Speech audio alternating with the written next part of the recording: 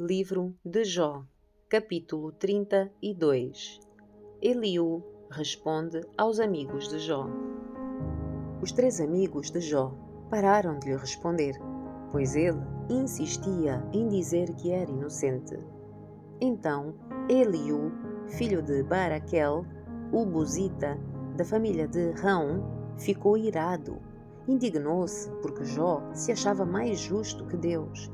Também indignou-se com os 3 amigos de Jó, pois não conseguiram responder aos seus argumentos, a fim de demonstrar que Jó estava errado. Eliú havia esperado os outros falarem, pois eram mais velhos do que ele. Mas, quando viu que não tinham mais nada a dizer, expressou a sua indignação. Assim, Eliú, filho de Baraquel, o buzita, disse: Eu sou jovem e vocês são idosos. Por isso me contive e não dei a minha opinião. Pensei, os mais velhos devem falar, pois a sabedoria vem com o tempo.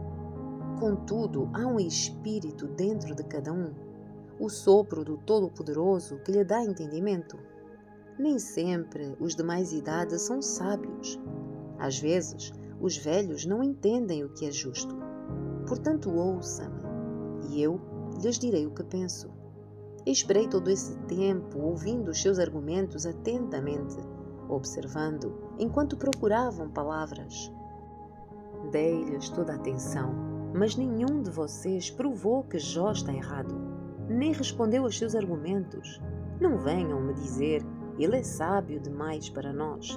Só Deus pode convencê-lo. Se Jó tivesse discutido comigo, eu não teria respondido como vocês. Estão aí perplexos, sem resposta, sem terem mais o que dizer. Devo continuar a esperar agora que se calaram? Devo também permanecer em silêncio? Não, darei a minha resposta. Também expressarei a minha opinião, pois tenho muito a dizer, e o Espírito em mim me impulsiona a falar.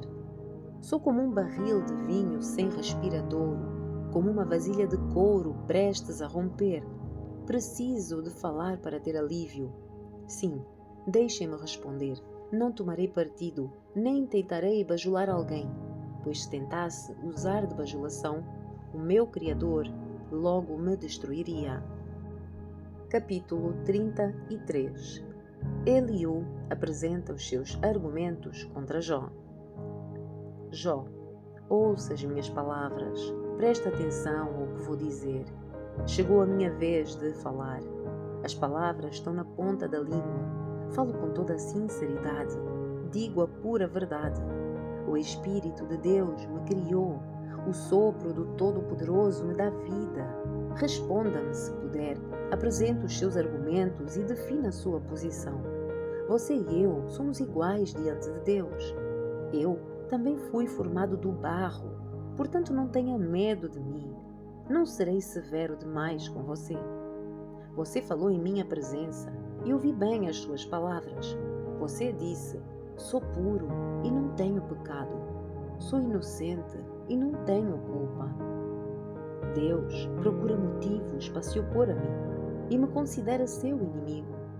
Prende os meus pés no tronco e vigia todos os meus movimentos. Mas você está enganado e eu lhe mostrarei o motivo, pois Deus é maior do que qualquer ser humano. Sendo assim, por que é que você o acusa? Por que é que diz que ele não responde às queixas humanas? Pois Deus fala repetidamente. Embora as pessoas não prestem atenção, fala em sonhos, em visões durante a noite, quando o sono profundo cai sobre todos, enquanto dormem em suas camas, sussurra em seus ouvidos e aterroriza-os com advertências, faz com que deixem de praticar o mal e livra-os do orgulho, preserva-os do túmulo e de serem atravessados pela espada. Deus os disciplina no leito da enfermidade, com dores constantes nos ossos. Eles perdem a vontade de comer, nem mesmo o alimento mais delicioso lhes apetece. A sua carne definha a olhos nus, e os seus ossos ficam à vista. Estão cada vez mais perto do túmulo. Os mensageiros da morte os esperam. Mas, se um dos milhares de anjos do céu aparecer para interceder por alguém e declará-lo justo, Deus terá compaixão e dirá: livre-o do túmulo, pois encontrei resgate por sua vida. Então o seu corpo se tornará saudável como o de um menino. Será forte e jovem outra vez. Quando ele orar a Deus, será aceito. Deus o receberá com alegria e o restituirá à condição de justo. Ele declarará aos seus amigos: pequei e perverti o que é correto, mas não valeu a pena. Deus me livrou do túmulo. Agora a minha vida contempla a luz. Sim, Deus faz essas coisas acontecerem repetidas vezes com as pessoas. Ele as livra da sepultura para que desfrutem a luz da vida. Presta atenção, Jó. Fique quieto e ouça-me, pois tenho mais coisas para falar. Mas se você tem algo a dizer, responda. Fale, pois quero que seja absolvido. Se não tem nada a dizer, fique quieto e ouça-me, e eu lhe ensinarei a sabedoria. Capítulo 34.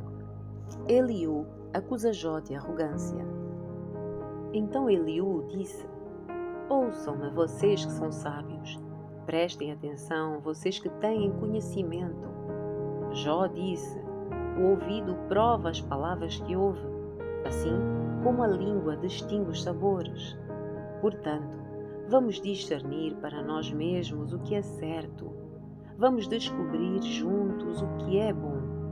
Pois Jó também disse: sou inocente, mas Deus tirou de mim esses direitos. Sou inocente, mas eles me chamam de mentiroso. A minha dor é incurável, embora eu não tenha pecado.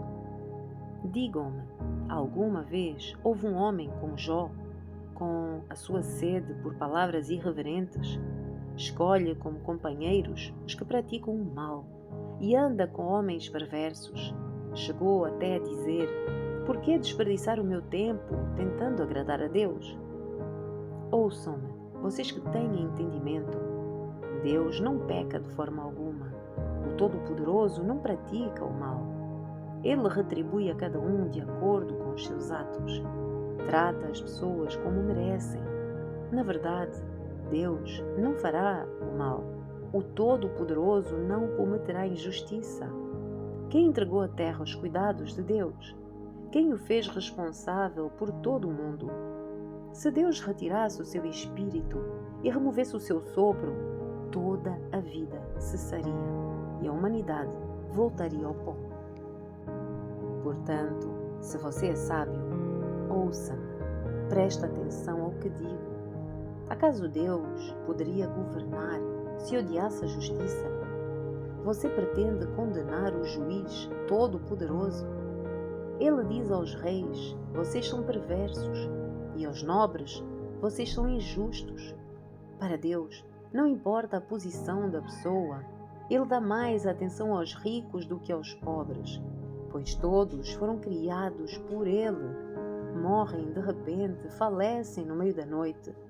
Os poderosos são removidos sem ajuda de mãos humanas, pois Deus observa como as pessoas vivem. Ele vê tudo o que fazem. Não há escuridão densa o bastante onde os perversos possam se esconder dos seus olhos. Não são as pessoas que decidem o momento em que comparecerão diante de Deus para ser julgadas.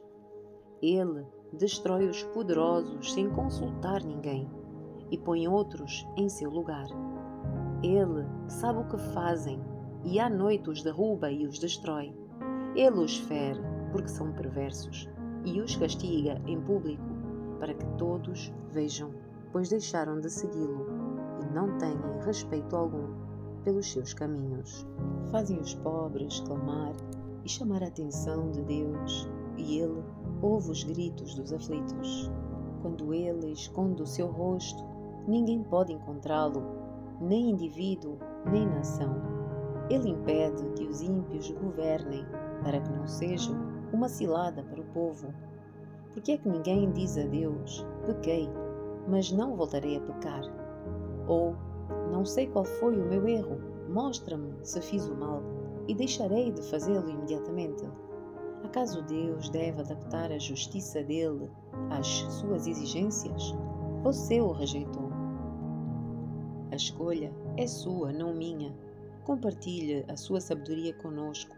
Afinal, pessoas inteligentes me dirão, e os sábios que me ouvem falarão. Jó fala por ignorância. As suas palavras não fazem sentido. Jó, você merece o castigo mais severo, pelo modo perverso como falou, pois ao seu pecado acrescentou a rebeldia. Não mostra respeito e não para de falar contra Deus.